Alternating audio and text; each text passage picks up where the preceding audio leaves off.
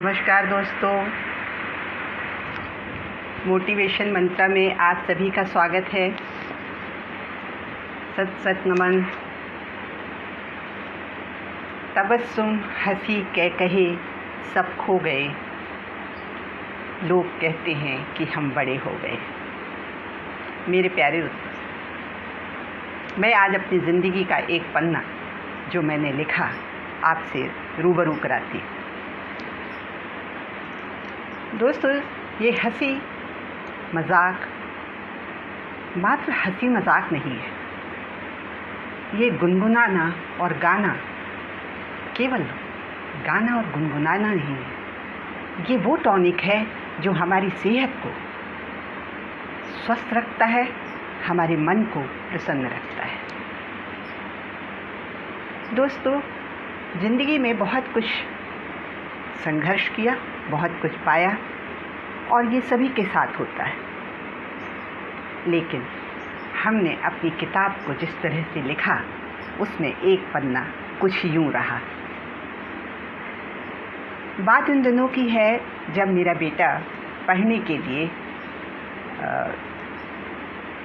बिड़ला गया और वहाँ उसने दोस्तों के साथ आपसी सामंजस्य बिठाते हुए और अपनी क्लासेस अटेंड की और पढ़ने में बहुत ज़्यादा नहीं थे, खिलाड़ी बहुत थे। ऐसी परिस्थितियों में स्पोर्ट्स में जो इंटरेस्टेड होते हैं उनके दो ग्रुप बन जाते हैं।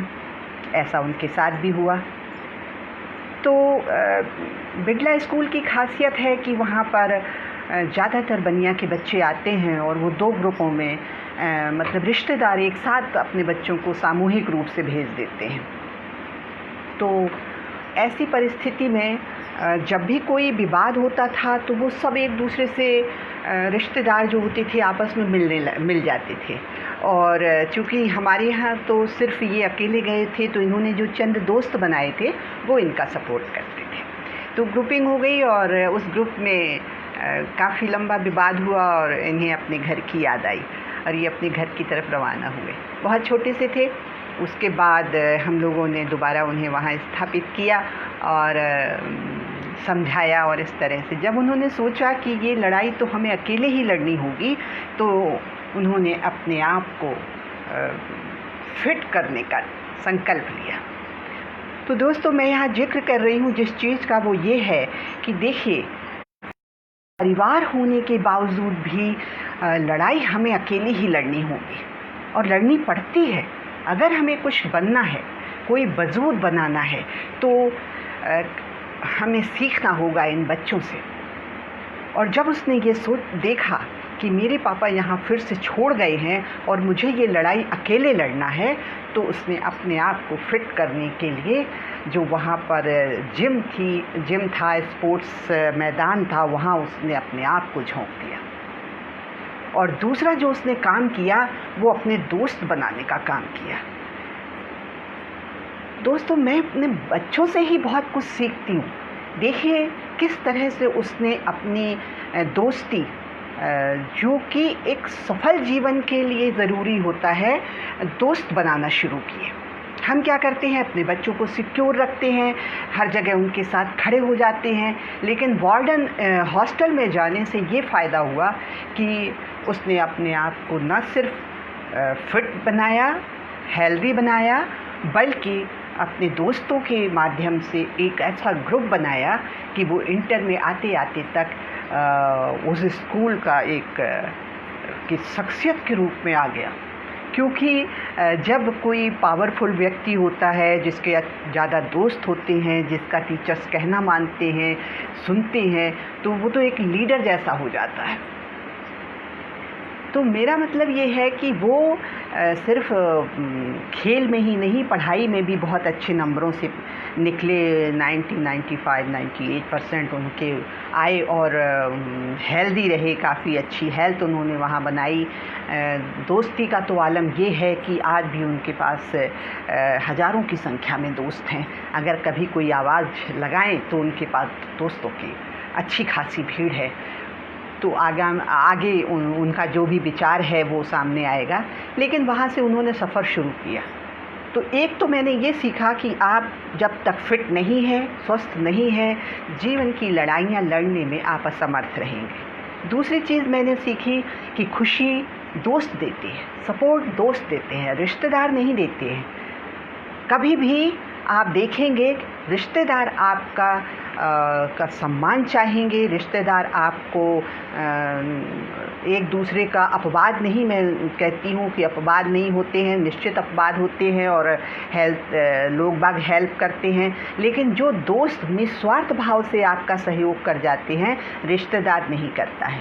तो दोस्ती बनाना बहुत ज़रूरी है, क्योंकि ये खुशियाँ देती हैं, आपके दुख सुख में निस्वार्थ भाव से खड़े हो जाते हैं, इन्हें आपसे कोई अपेक्षा नहीं होती है। उसके बाद जब वो वहाँ से वापस लौटे तो उनको इंटर के बाद लॉ करने के लिए भेज दिया गया पूना। दोस्तों, पूना में भी उन्होंने अपना एक संगठन तैयार किया और सबसे पहले एक ऐसे व्यक्ति से मिले जो वहाँ पर पॉपुलर व्यक्ति था, क्लास का, कॉलेज का प्रेसिडेंट था। तो उससे मिले कि किस तरह से मैं पॉपुलर हो सकता हूँ, किस तरह मैं यहाँ पर सब मुझे जान जाएं, ऐसा मैं बनना चाहता हूँ। तो ये जिज्ञासा जो बच्चे के मन में थी, उन्होंने बताया कि आप स्पोर्ट्स का सहारा लीजिए, स्पोर्ट्स के माध्यम से आप सब लोगों से परिचित हो जाएंगे। हर वर्ग, साइंस हो, आर्ट्स हो, लॉ फैकल्टी हो, कोई भी हो, वो आपसे रूबरू होगी। किसी भी तरह से स्पोर्ट्स देखने वाले होंगे, उसमें स्पोर्ट्स खेलने वाले होंगे, तो आप इस माध्यम से सबसे परिचित हो जाएंगे। तो ये एक रास्ता उन्होंने चुना और वहाँ पर भी अपना एक अच्छा संगठन बनाया। एक अच्छे नंबरों से वो सेलेक्ट हुए, यहाँ तक कि कुछ दोस्त और उनके फादर तक, उनके घरों तक उनका आना जाना हुआ और काफ़ी अच्छा अपना बना लिया। अब बताइए, इसमें रिश्तेदारों ने कहाँ सहयोग किया? यानी कि माता पिता ने भी उतना ही सहयोग किया जितना कि आर्थिक रूप से करना चाहिए। लेकिन अगर हम ये कहते हैं कि हमारे माता पिता ने कुछ नहीं किया, हमारे रिश्तेदारों ने हेल्प नहीं की, इसलिए हम असफल हो गए, तो बिल्कुल गलत बात है। आपको अपनी लड़ाई खुद लड़ना पड़ेगी और ये लड़ाई मैंने अपने बच्चों से सीखी कि किस तरह से उसने अपनी एक पहचान बनाई। उसके बाद लॉ करने के बाद वो दिल्ली आ गया और दिल्ली में भी हमने उसके लिए एक रेजिडेंस ख़रीदा जहाँ पर उसको सुविधाएं जुटा दी। लेकिन बाकी वो सुप्रीम कोर्ट में क्या करता है, कैसे मैनेज करता है, कैसे अपने केस लाता है, कैसे वो सब हो, ये हमें कुछ भी नहीं पता था, क्योंकि हम इस लाइन में थे ही नहीं। और उसने वहाँ भी अपनी जगह बनाई। तो अब मैं वाक़या बता रही हूँ आपका कि पूना में कैसे उन दोस्तों ने एक दूसरे के प्रति समर्पित थे। एक वाक़या बताती हूँ। दोस्तों, यहाँ छुट्टियाँ मनाने के लिए जब आया मेरा बेटा, तो कुछ दिनों के बाद उसे जाना था और वो 10-15 दिनों में वापस चला गया।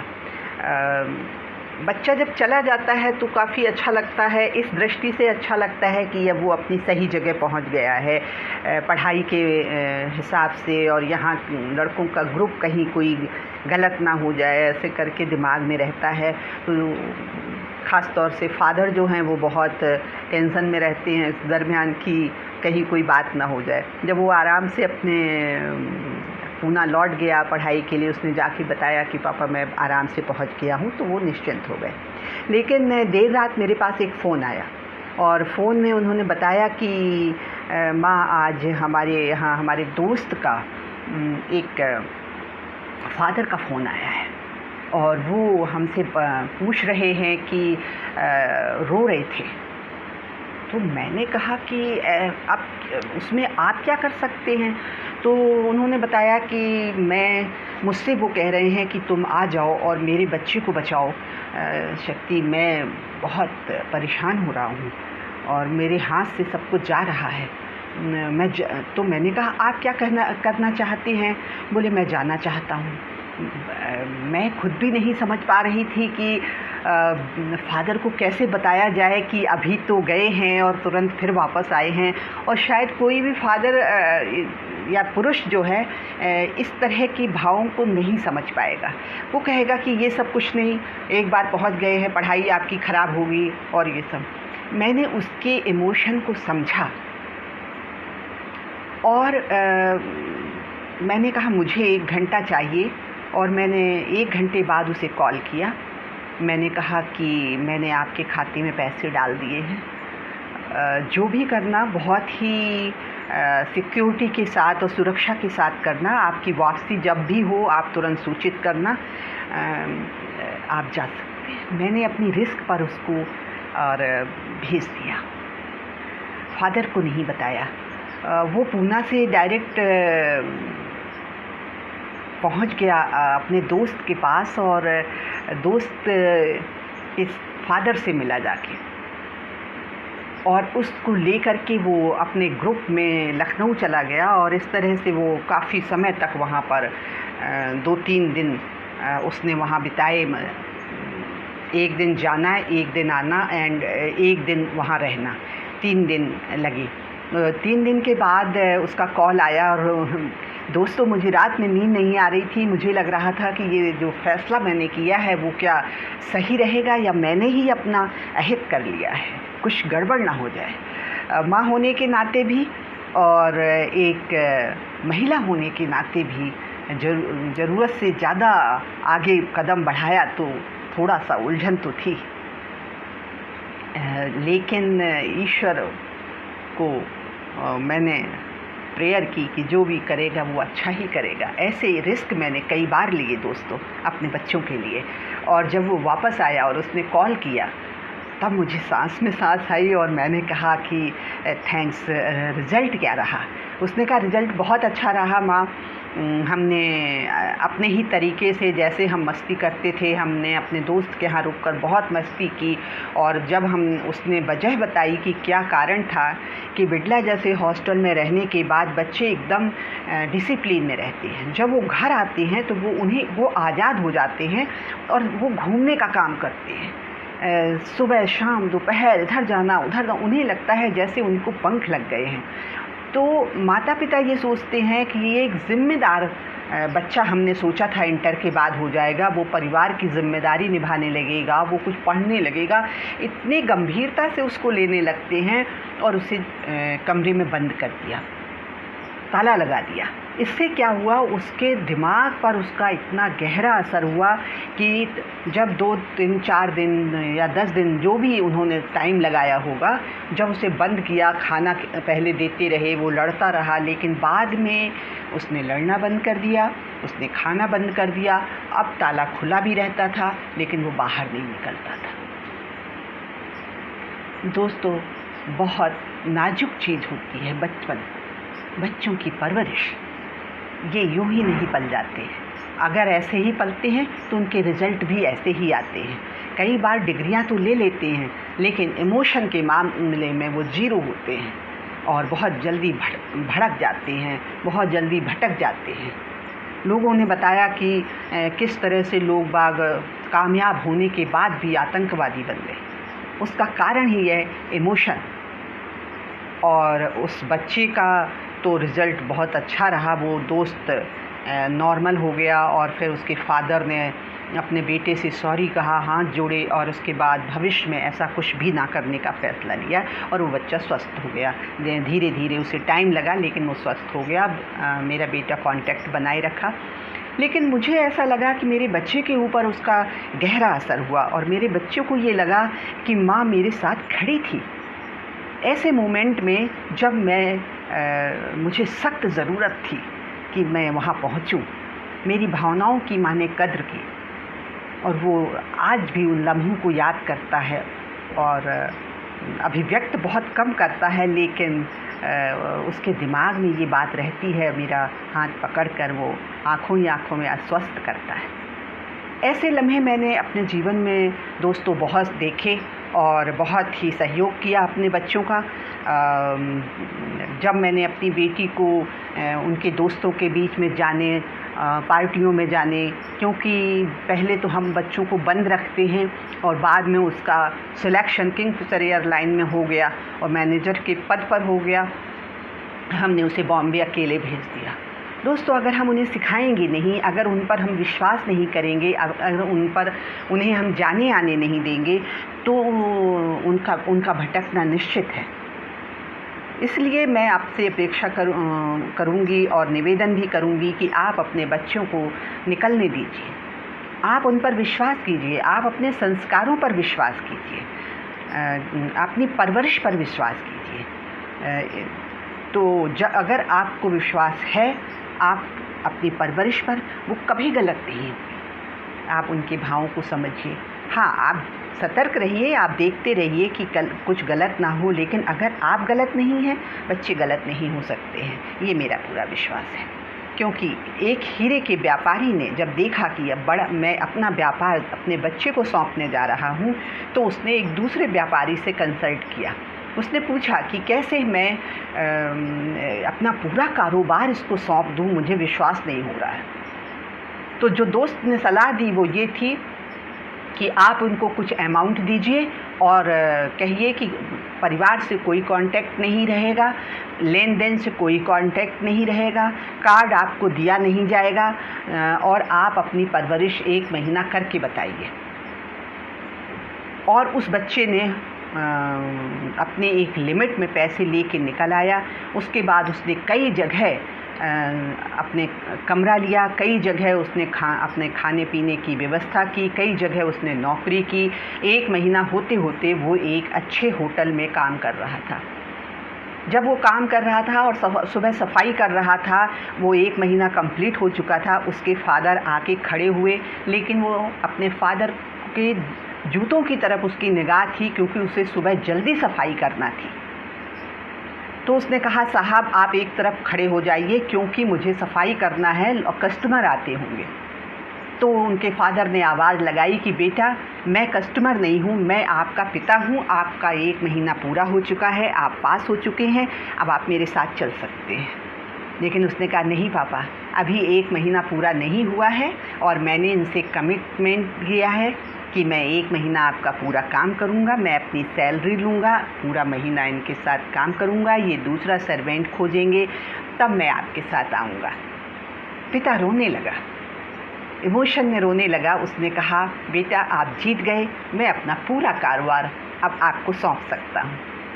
तो दोस्तों, अपने बच्चों की परवरिश बंजारे की तरह कीजिए, उन्हें भटकने दीजिए, थोड़ा सीखने दीजिए, जानकारी रखिए आप। और उनके हीरे के व्यापारी ने भी अपने आदमी लगा रखे थे, लेकिन उसको मालूम नहीं था।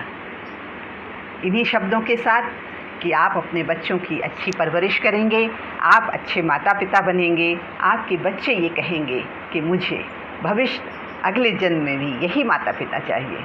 इसी आशा के साथ मैं आपसे विदा लेती हूँ। जय हिंद, जय भारत, नमस्कार।